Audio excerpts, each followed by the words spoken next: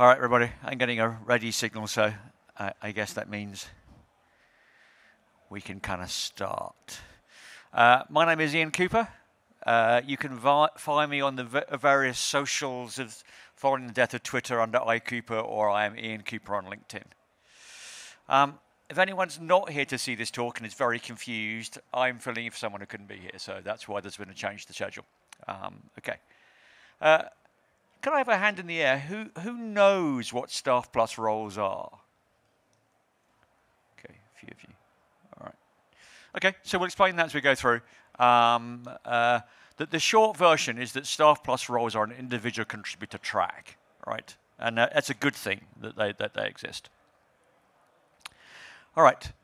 So I have been doing what we now think of as Staff Plus roles since about 2004. We didn't call it that when I started doing this kind of role. We tended to have different names. Lead engineer was quite common. Another one is basically architect. So we basically badged a whole load of people as architect. Quite often things like technical authority was another similar name. And it's because we wanted to have somewhere to basically put people when they outgrew being a senior developer. The problem with a name like architect was that it implied you are responsible for the architecture of the system. And actually what we really wanted to do was encourage people to believe that we are all responsible for the architecture of the system. It's not a single individual. The whole matrix scenario with the architect was seen as a very negative kind of anti-pan, right? And so the name having architects fell into disfavor, but that creates the problem, what do we do about roles that exist beyond senior engineer that aren't on the management track? And so that's when we started to get the FAANG companies, Microsoft and others start to refer to these as Staff Plus roles. I've been officially in one of the Staff Plus roles, which is a principal engineer, since about 2019, when I started work at Just Eat Takeaway. I have worked in various archetypes. We'll explain that later. Nowadays, I tend to move across all of the archetypes. Sometimes I have had line management responsibilities during my time, and even though you may think I want to be in an individual contributor track, you can move back and forth. All become clear. All right, we're going to talk about what Staff Plus roles are and the kind of archetypes that people in Staff Plus roles have. We're going to talk about what it means as someone who wants to remain technical to move beyond code as the primary contribution you are making towards the organization. We're going to talk about technical leadership, because one of the things you will need to become is a leader. And we're going to talk about how you decide to work on what matters, because you will be expensive and people will dismiss you from the organization if you fail to show that you are working on matters. You become more vulnerable to that, right? Okay. So typically, for many of us, there's a series of roles if we want to be in a technical role, writing code, deploying code, managing infrastructure, that typically are kind of junior, mid, senior progression. Depending on the size of the organization, you might not have mid roles, okay? You know, you get these little intermediary roles as the organization gets bigger and has more hierarchy. And these are the roles within a team where you are essentially writing and delivering code as your primary contribution towards the organization. The problem is that traditionally what happened was you reached senior engineer and the question was, where do you go? And in many organizations, the answer was you become a team lead in an early management role where you basically gain line management responsibility for the team. You have to basically allocate resources, work with product people who effectively have a backlog. And your progression was then to senior management roles, head of department, director, whatever it would be called in your organization. And that creates a problem because for some of us, we're not really suited towards management roles, right? You know, I'm a person with ADHD. Management roles that don't really work for me. I forget about you. So the problem then became, how do we progress people who want to their primary contribution towards the organization to be technical? How do we show them that we value that? And this is where Staff Plus roles come from. So typically, there is a staff engineering role and a principal engineering role. You may have gradations, and that's because often they're parallel to the management track. So staff engineers are quite often senior managers, principal engineers are head ofs, and distinguished engineers are equivalent to directors. And if you have more slices in your management hierarchy, then it makes HR happy that they can grade everybody the same, so they have more slices in the staff plus category, right? But pretty much you can think of staff and principal as being the roles. Okay. So what's the difference that happens when you move from a senior role to a staff plus role? So in theory, for many organizations, senior is the highest individual contributor role within the team. And in principle, you should be able to stay there for the rest of your career. Those of you who are a bit older like me may find that becomes actually more difficult than it says on paper, because people look at you and go, aren't you a bit old just to be a senior engineer? Didn't you have any career aspirations beyond that? So I warn you though, although technically an organization will tell you you can stay as a senior engineer, there is no to move beyond that. If you get older, you may find it harder to get jobs because everyone goes, just a coder? But in theory, it's the lowest role where you can stay. Staff plus roles are the level which you move beyond a single team. Your responsibility now includes a number of teams within the organization. In principle, that gives you a broader technical perspective. So a team may make choices based upon some kind of local optima. The team may say, oh, yeah, well, if someone wants to get hold of the restaurant details from our service, we've exposed an HTTP endpoint, and they can just call that to get it. That's fast and easy for us to write and within our skill set. You, as a Staff Plus engineer, may know that the organization wants to embrace event-driven architecture, and it would be better if effectively they published a message on Kafka on their endpoint. For you, what is easiest for the team may no longer be best for the organization.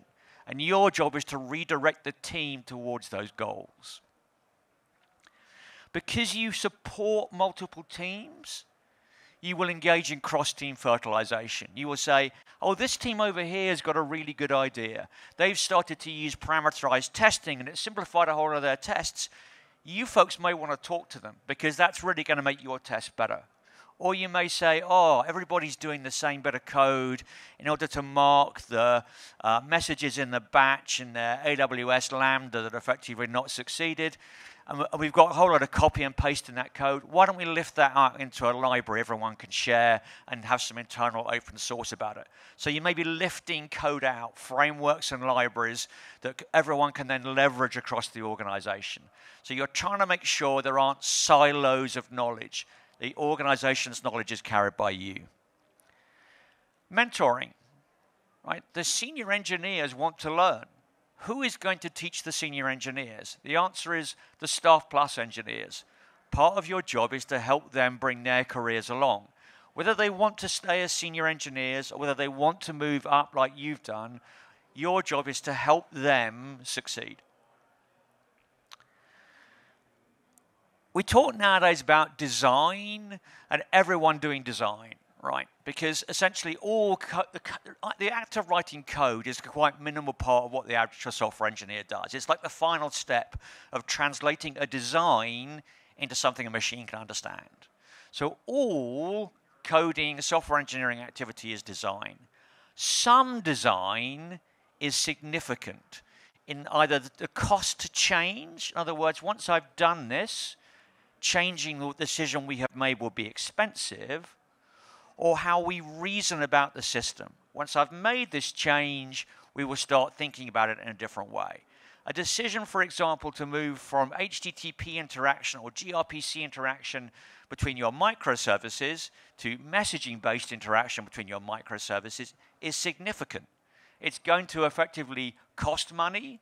It's going to cost money to move away from. And it's going to change the way we think about how the system performs in production. At that point, we call that kind of design architecture, right? Architecture is design that is significant by cost of change or ability to reason about the system.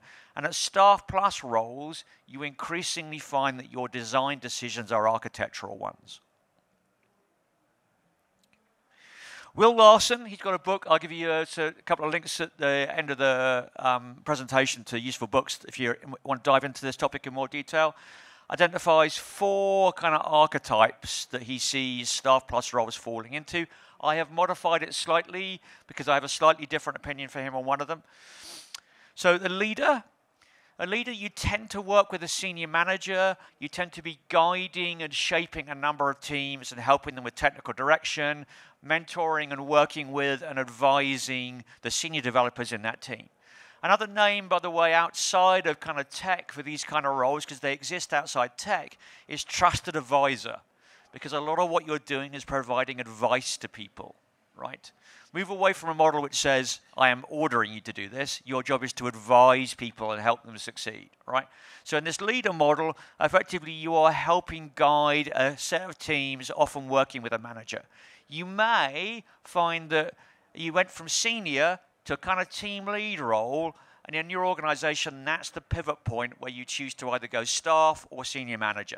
So some organizations value you having had some of that experience first, in which case you may effectively be doing this role initially within a team itself. Designer, I use that word rather than architect, right, to avoid the matrix problem.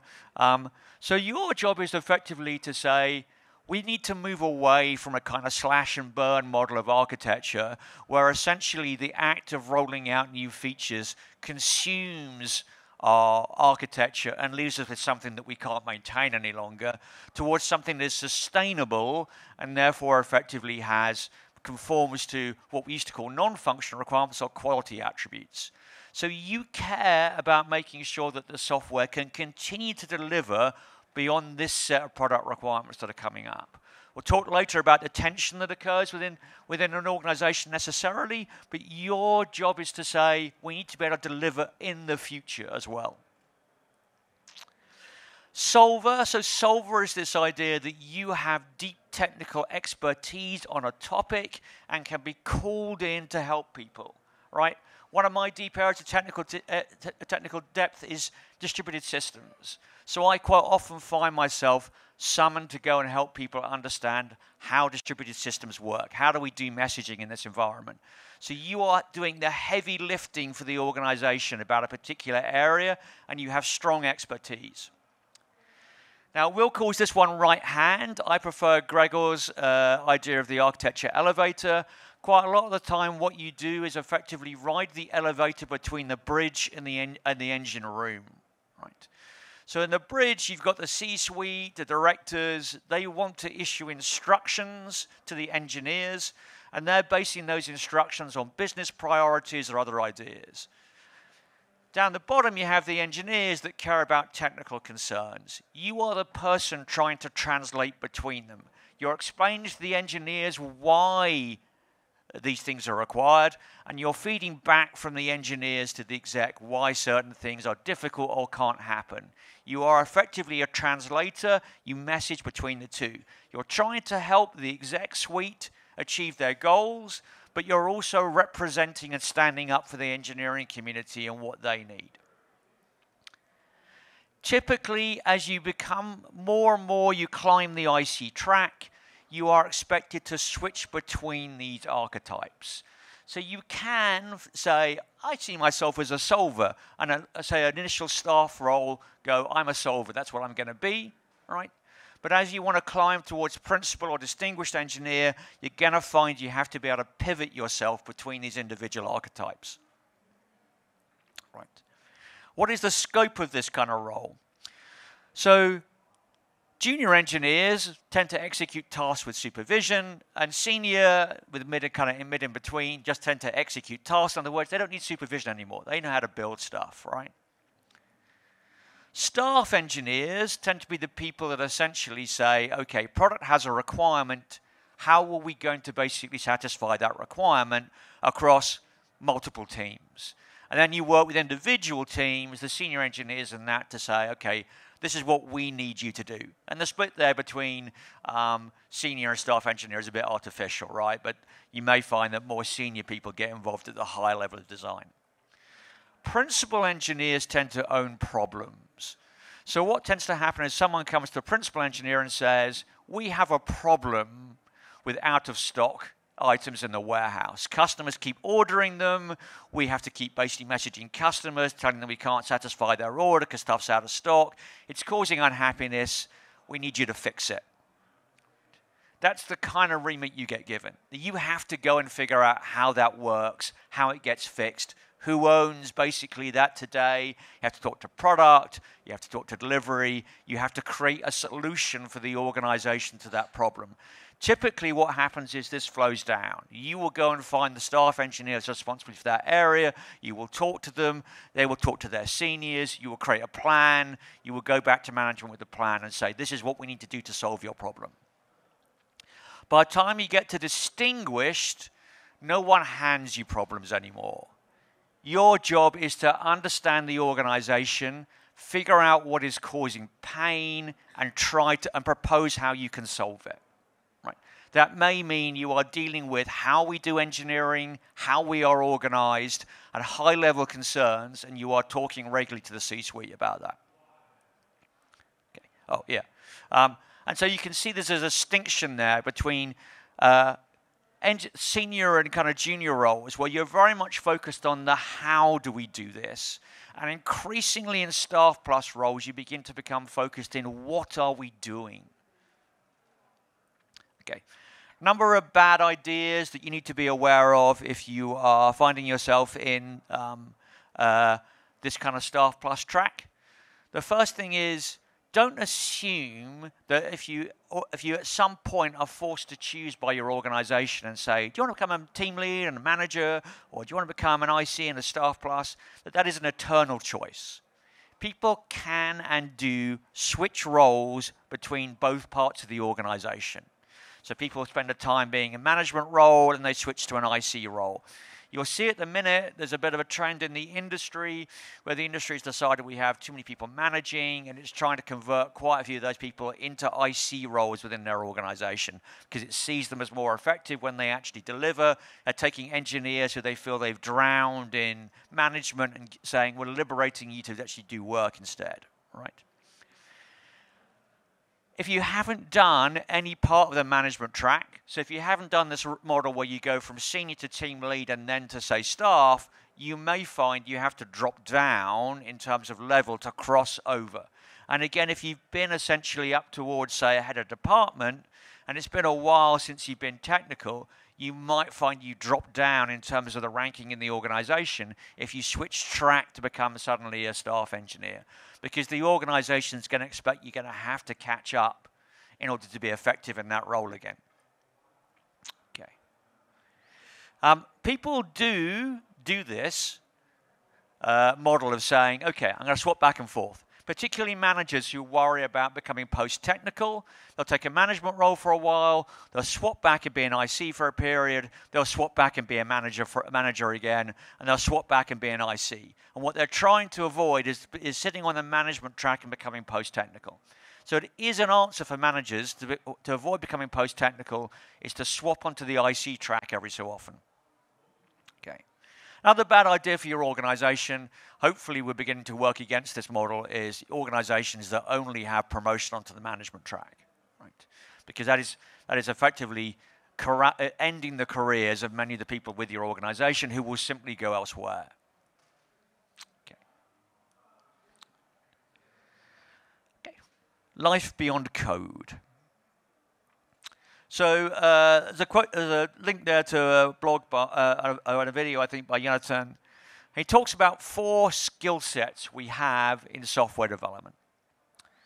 So there are core technical skills. Right? As engineers, we write code, we deploy, we test, we manage infrastructure, we deal with the technical side of our profession. There are product management skills. So product people effectively create a story about a product and a vision for where we want to go and where we take our customers and why it is important to get there. There is project management. We need to execute. It's no good having ideas if we can't execute on those ideas. And project management is about execution and delivering on those ideas. And people management is about essentially looking after teams, motivating them, giving them a sense of purpose, and hiring people. The more senior you become in an organization, the more the organization will expect you to be able to effectively take on one of these roles, rather take on multiple roles, so switch between them. Even if you see yourself in a staff plus role and you go, surely that's just me becoming more technical, more down on my core skills, knowing more about the language and the infrastructure, etc., you will limit yourself in terms of the organization, because the organization will not see you as a resource that it can deploy to solve problems. As you grow, you're going to have to accept, I may need to do some product management. It might be technical product management, right? I've done things where essentially in platform areas, we've said, we want our engineers to use async API to document their code. And when they do that for us, we're going to use that to create the messaging infrastructure, topics in Kafka, etc., that they need. Right? To do that, I'm effectively taking on a product role because I'm creating a vision for platform about what the future experience of software engineers at our organization will be, why it is important that we get there. Often in those cases, early on, I'm doing project management. I'm trying to get buy-in to that idea. I'm trying to get people who effectively will help me build it, because as an individual contributor, I have no resources, right? And I may even be working with people who get assigned to that project to motivate them to make that happen. So as you grow, you can no longer rely on just living in the core technical skill set. You must branch out into the others, even if it's only just to understand what your colleagues' motivations are for the things that they're doing.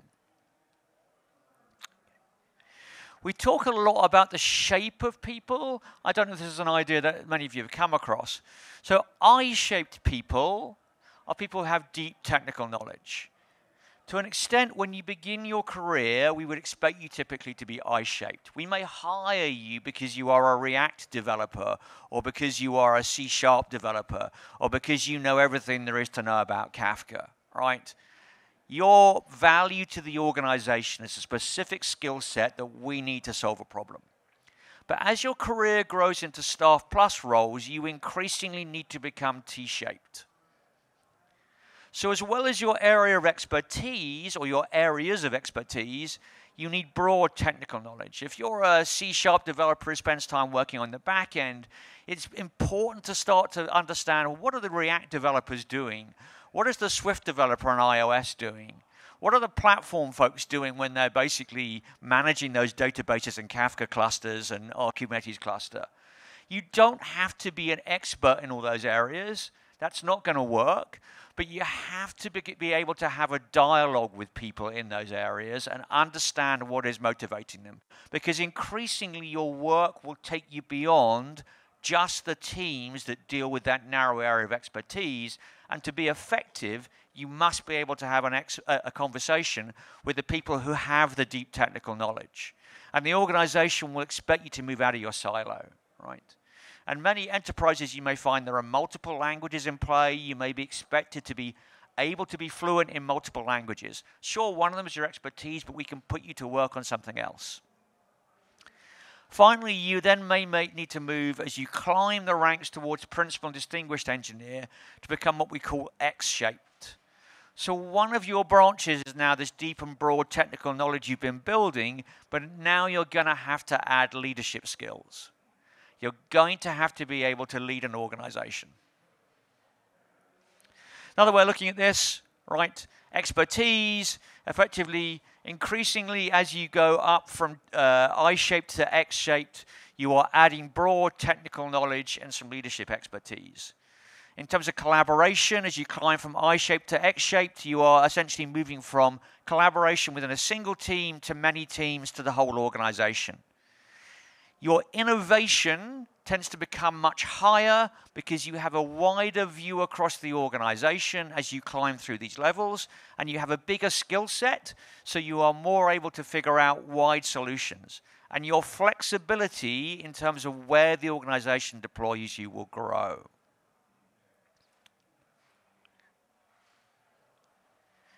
It remains a technical role. If you are an engineer or an individual contributor track, you do not want to be seen as post-technical, because then you are no more effective than a manager. Okay. However, it probably doesn't make sense for you to be spending 100% of your time coding anymore. You are no longer probably as useful as a code monkey. You will write less code. And this is something that effectively I see people who move into this role finding challenging. Because many of them just think, oh, it's great. As a Staff Plus engineer, I'll write code all the time, but nobody will tell me what to do. And that is not what the role is, right? The role is to move away from code as being the primary means by which you add engineering value to the organization. The problem becomes that you become more expensive. And as you become more expensive, it's a good thing, they're paying you more money, right? You no longer may be the best person to write code. It may be that a senior or junior developer will be better off writing that code. You may well define the task, you may well give them advice about how to write the code, but the actual act of writing the code, that mechanical final step, you may no longer be the best person. It may be very expensive for you to do that, and your value may be higher dealing with bigger problems. So at the point it comes to writing code, you have to ask yourself the question, do I need to write this, or could somebody else write this? Only sometimes is the answer that you do. Most of the time it's somebody else. Okay. But my opinion is you should still try and write some code. I would suggest to you that you target in Staff Plus roles spending about 20% of your time continuing to touch code, but you may do so in a different way than the way you did before. Okay. Your goal is not to become high code output that everyone then effectively essentially goes, wow, he's really productive and really spits out the code. Your goal is to keep your technical skills fresh so that when you have conversations with the senior and junior engineers, you know what you're talking about still, right? You haven't effectively grown stale, things have moved on, and they're all looking at you like he doesn't know what he's talking about anymore. The problem essentially you'll face is that you don't want to really own coding tasks in a given iteration or whatever you particularly use in your organization. Imagine that I have decided that I managed to agree with my boss, 20% of my time should be looking at code, right? So that's 1 day a week. I'm going to focus overall on looking at code. So let's say a team runs a 2-week iteration, and there's a 4-day story, and I take it, well, it's going to take me 2 of those iterations to complete the work, and the rest of the team's going to be sitting around waiting for me to finish. So the most effective thing to do is no longer to take stories, but the most effective thing to do is to pair or mob with engineers on a team. So, pair programming.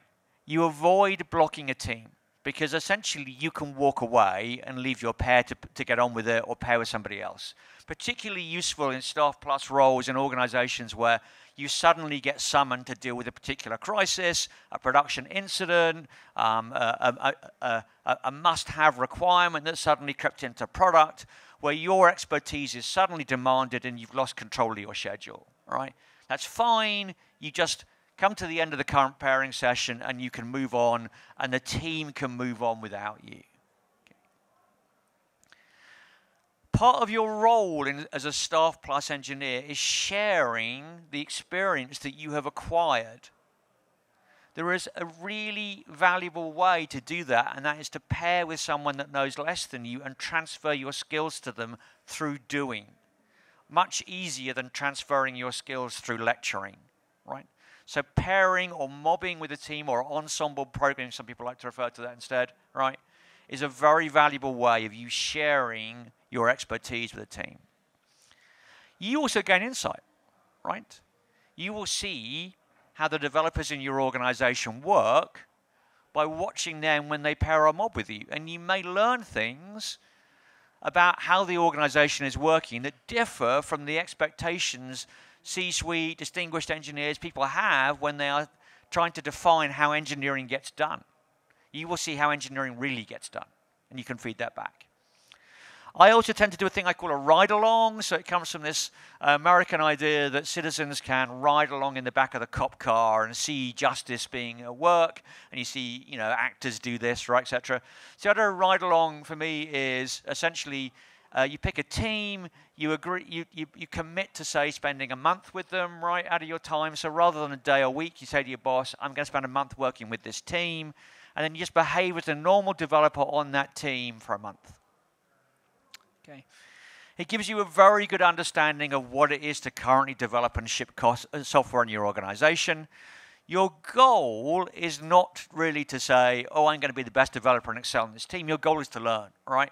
What you're trying to see is what problems does development have in this organization that I can take away and solve? How difficult is it to get stuff built? How difficult is it to get stuff shipped? Why do the teams struggle to get started with development? What do they get from product?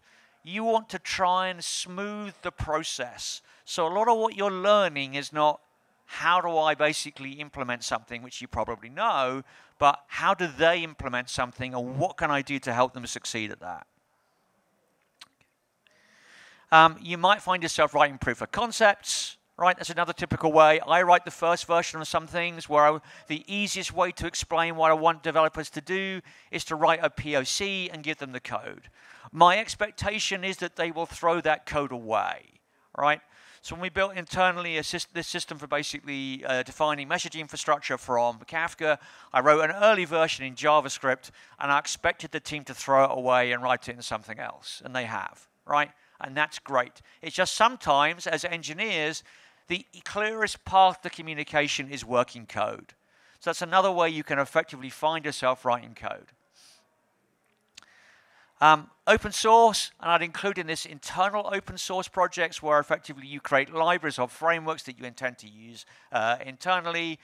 Open source can be a great way effectively for you to continue to contribute because it leverages your power. If I contribute towards a library that everyone is using, that information spreads across the organization. Many people use the results of my time, and in many ways I am contributing towards getting developers to work a certain way in line with our goals as an organization because the framework that I've built supports them working in that given direction. All right. When you build open source, either internal or external that your organization may be deciding to externally surface, look for contributors. Don't have solo open source efforts, but work with other members of your team inside the organization, others outside. So again, you keep learning from people who may be, in a sense, more in the junior or senior part of their career path, who are probably coding more often than you and can keep you in touch with current practice. Bad ideas. You no longer have to be the best coder in the room. You won't be. The senior engineer should be. Learn to live with that. It is not about arriving in the team and going, I'm a better coder than all of you. Fear me. It's not about that, right? It is about you coming and essentially saying, I just want to remain in touch with what is going on, right? Don't only focus on core engineering skills. They are useful to you, but you will not rise higher in the organization. You will not gain more influence if you are seen as just being technical. Okay. At the same time, don't become post-technical.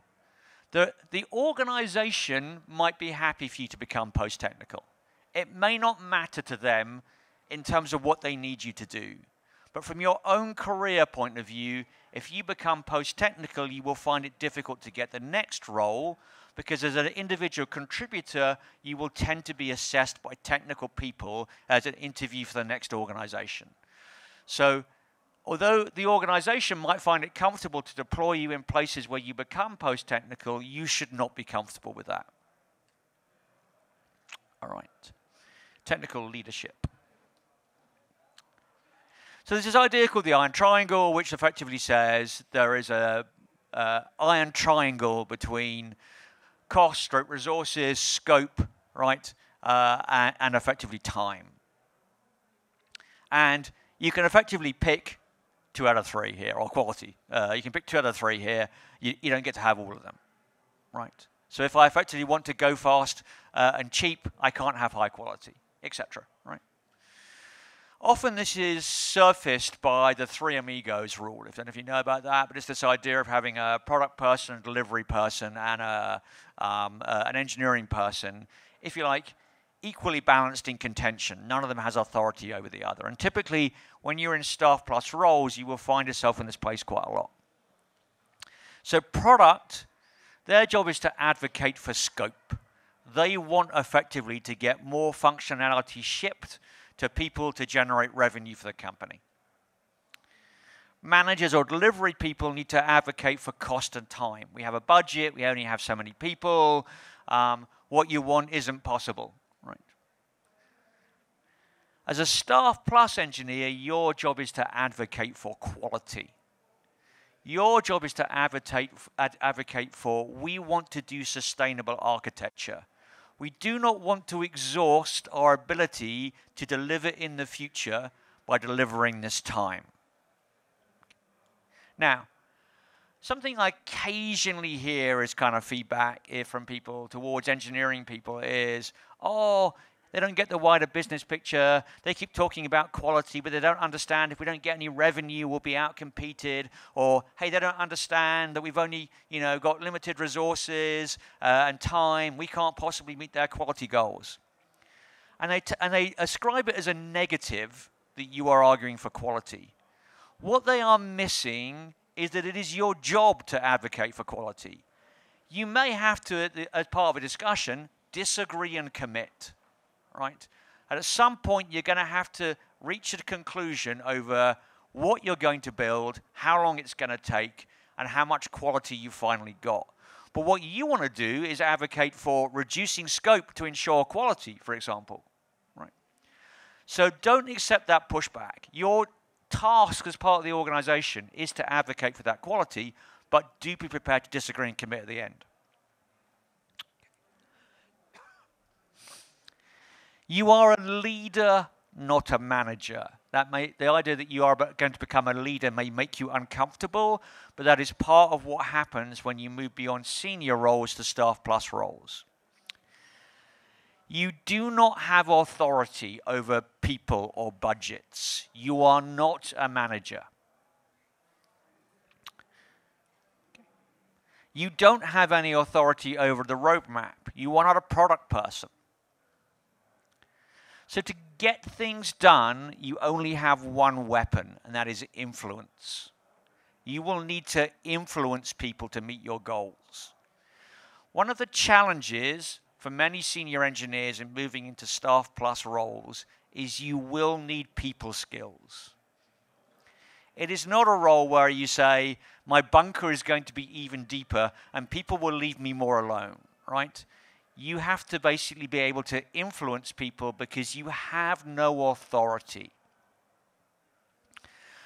The key idea, I'm going to explain a little bit more about how you do it, but one of the key ideas is have a vision and keep talking about the vision. Keep communicating that vision to everyone around you for the thing you want to do, and communicate it until they are bored and sick of it, and when you open your mouth, they speak it for you. That has successfully communicated your vision, and at some point, you may get action on it. You will need a map, and the map tells you who you're going to influence. You have key stakeholders. They are the people who are essentially paying for work to be done in the organization to achieve a business outcome. You will need to know how something gets done in your organization from soup to nuts. How do projects get initiated? Who decides we're going to build something? How early can you get influence and be part of that process so you don't get handed requirements without any influence from engineering on their process? How do ideas get shared? Do people write Amazon 6-page narratives? Do they share PowerPoint decks? Do they scribble all over Miro boards? Figure out what the mechanism of communication is inside your organization. You will have an engineering culture. That engineering culture will drive how the engineers do stuff. Maybe you've got guilds, architecture advice forums, maybe there are architecture principles defined, maybe there's lists of best practices we follow, maybe there are tenets that we hold, right? You need to understand those so you can influence them. Work with the organization's structure. You need to understand the organization's priorities. How tolerant is the organization to risk? Do they have a move fast and break things attitude? Or do they have a go slow and be safe attitude, right? How much technical debt are they willing to accumulate? Do they even know they've got technical debt? Are we going for growth as an early stage startup? Or are we effectively needing to reduce cost in a commoditized marketplace? How do they feel about rework? Are we okay testing in production? How do we care about availability? Is it okay to be down at weekends? You need to understand all these aspects of the organization. Get a copy of the org chart, understand who is who in the org chart. Find out who really runs things in the org chart. It is not the same set of people, right? There are always people who have influence that is not reflected in an official org chart, and you get the wrong side of them and you'll be in trouble. Okay. Here's how you do politics. So people affect you, and you will have to do politics because you only have influence. So you're going to have to accept that, right? If you want to be a staff plus engineering role, politics is going to be in your life. So you can basically draw up an axis of trust with people and agreement with people. Do people trust you and people agree with you? People who trust and agree with you are your allies. They are your ride or dies. They will go into battle with you. They have your back. That's great. Keep looking after them. Have them by your side. People who disagree with you but trust you, you get on with them, you have a laugh, they respect your opinions, but they don't agree with you, right? They go, we should be using React, not Vue.js, you're a madman, right? Those people are opponents. They are extraordinarily valuable to you because you need someone to check your ideas. You need someone to say, but have you thought about X? And your allies may not do that. They'll just go, yeah, dude, whatever, right? Your opponents will say, you sure? You thought about X? But it's a trust relationship. They've got your back, you've got theirs, right? Opponents are probably more valuable than allies. Where we don't have trust, you have two groups. Bedfellows, they are along with you for the ride, but they are not ride or die, right? They are, because your goals are aligned, they will work with you because you agree on stuff, but they don't trust you.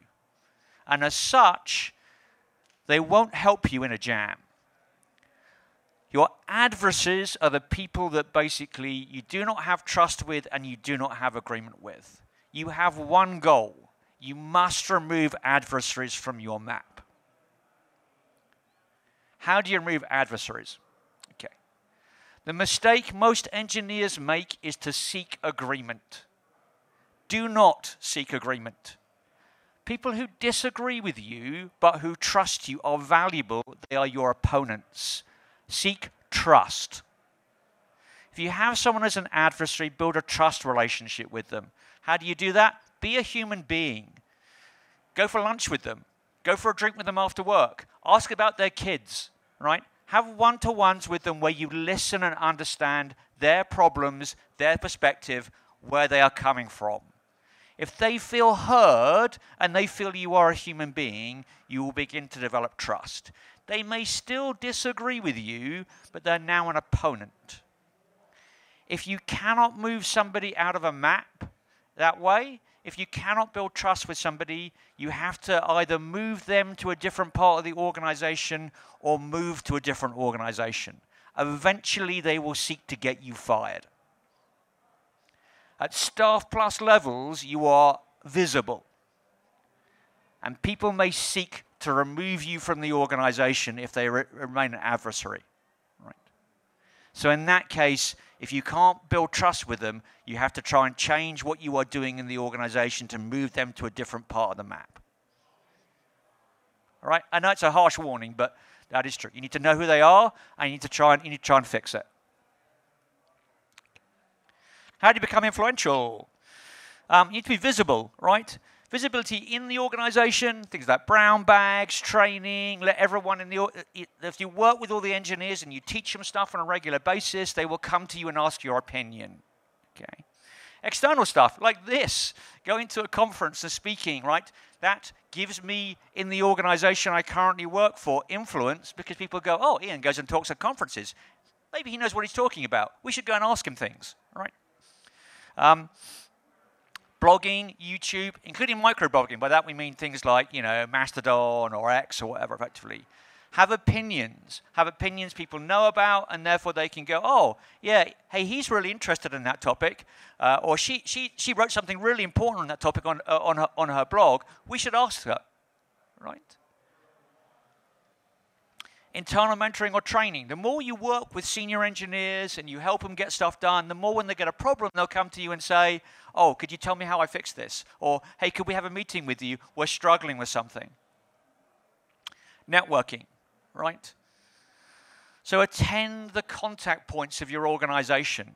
Go to stand-ups if they allow visitors, go to guild meetings, go to architecture advice forums, attend the all-hands. If you've got some kind of operational excellence meeting where you review PI tickets or morning meetings where you do that, be seen at those meetings.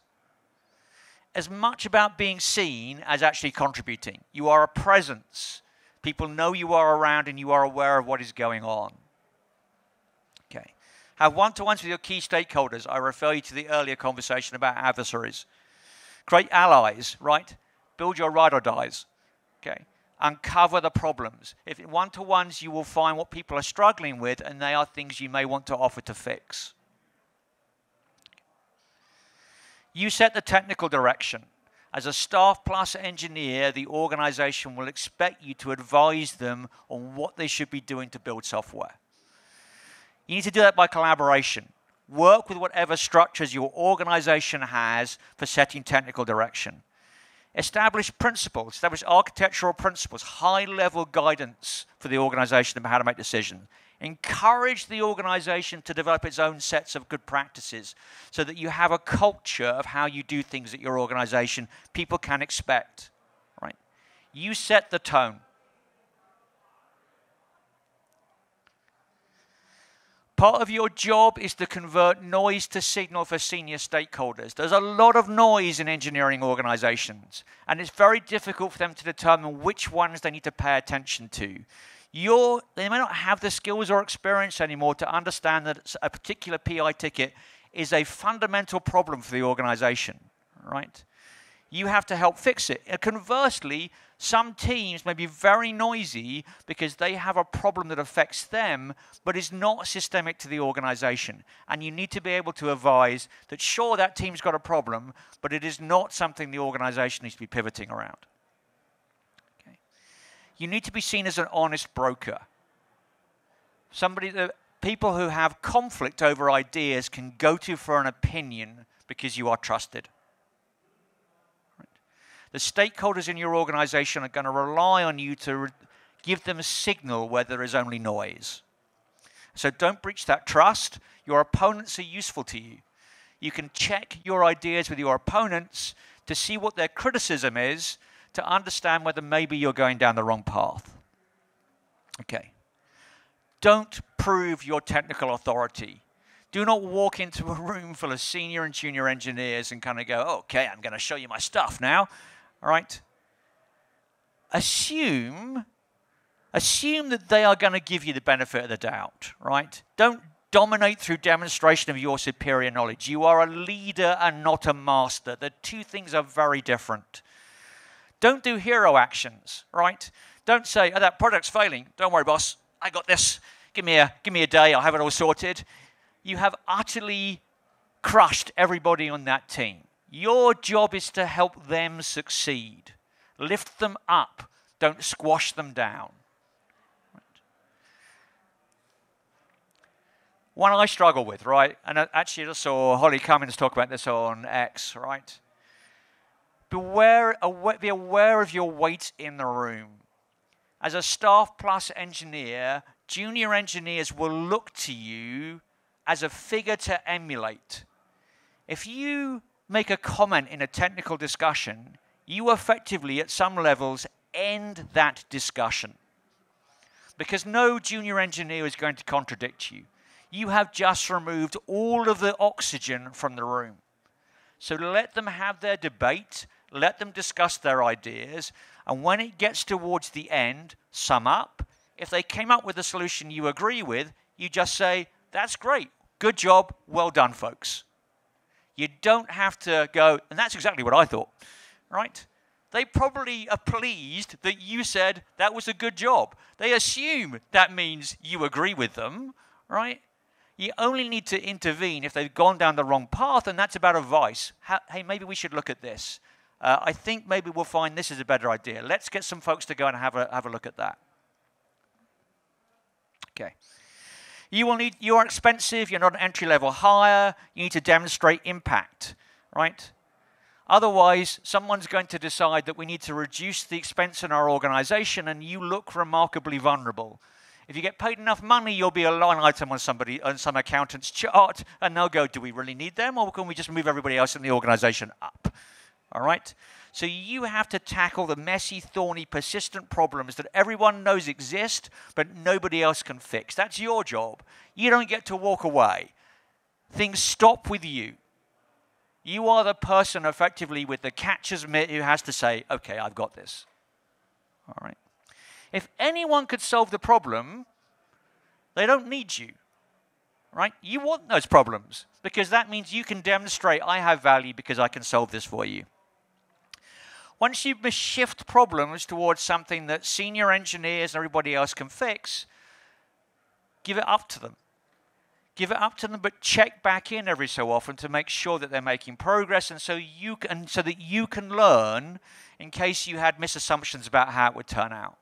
But you don't have to follow through to the end. It's quite often appropriate for you to go and find the next most significant problem once you are sure you have passed on to people who are capable of dealing with it.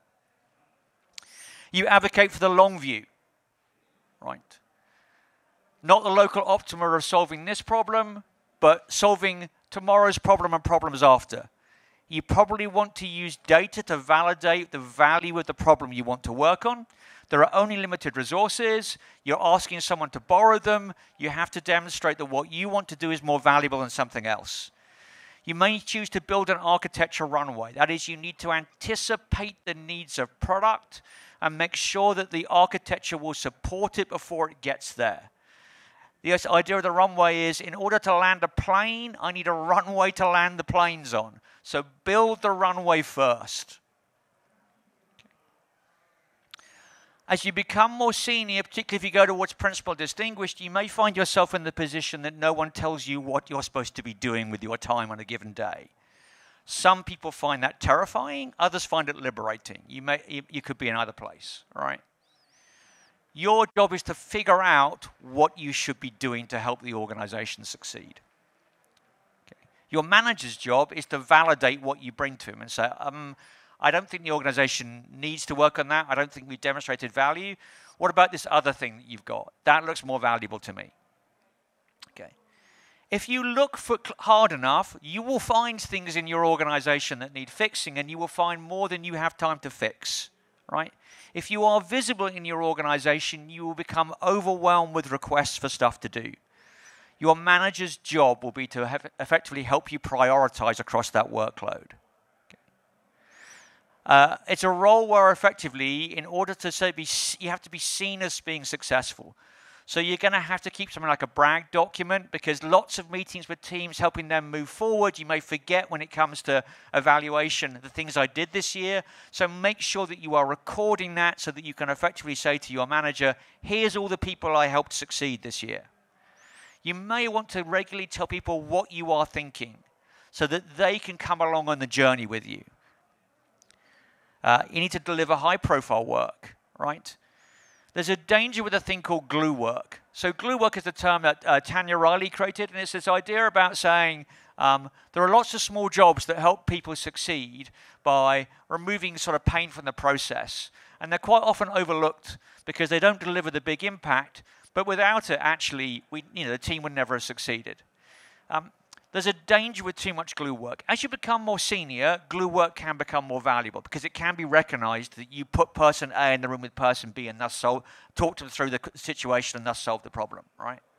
But too much glue work doesn't give you any visible deliveries which you can point to as, what did I deliver this year? And you need some things you can point to say, what did I achieve this year? Okay. So think about what is the most important problem the organization needs you to solve right now. Okay. Rank your work according to priority, allocate time where appropriate, etc. Ask yourself, does this problem need solving? Is somebody else trying to solve it, in which case you may need to collaborate or talk to them. Understand and explain what is going on to people, particularly to the senior stakeholders. Make work simpler and easier. Your job is to decomplexify engineering. Figure out how you could do it simpler. Figure out how you could make it easier for people. Don't be a staff plus engineer that goes, I can figure out a complex way of doing this that nobody else in the organization but me will understand and therefore tie the organization to my employment for the rest of eternity. Don't be that person, all right? Your job is to make the job easier. Anyone can make a complex solution. Your job is to find the simple ones. Use your influence to gain organizational support. Make an alternative plan. Have a different way of achieving the thing you want to achieve in case the organization can't get to the first one. Understand how you would compensate for a problem. If you are senior enough, you may have done a number of roles in the organization over your time. It may feel tempting to take work from other people you think are struggling and do it for them. Don't do that. Let other people get on with their jobs. The organization will evaluate them on the basis of how well they do their jobs. Let them have their own trouble, right? Ask yourself, if I don't step in, will it really fail? The answer is probably no, all right? Will the organization learn if I fix it? Probably not. The organization will just rely on you fixing it, and they will never solve the systemic issue that they have. There's probably something more important demanding your time than you intervening to do somebody else's job for them. Okay. So don't spend your time on glue. Please recognize that your impact needs to be visible. You are an expensive hire. For those, there's probably no other Brits in the audience, but Norwegians are probably the same. You kind of have to say you're special. Sorry, Norwegians. I know that's going to be hard, but you kind of have to stand up and say, no, I'm special. It's not enough to be virtuous, you have to be seen to be virtuous. It's a phrase from a book called Tom Jones by Henry Fielding, right? No one is going to, unfortunately, reward you for the virtue that you hid. All right, so we talked about staff plus roles and archetypes, talked about how you move beyond code, talked about how you do technical leadership, and we talked about how you work on what matters. A couple of resources that you may wish to look at. Tanya Riley's book, Staff Engineer's Path is very good, as is Will Larson's book, Staff Engineer, Leadership Beyond the Management Track. Those both resources are drawn heavily for this talk, and they're very valuable if you want to explore this further. All right. Thank you very much.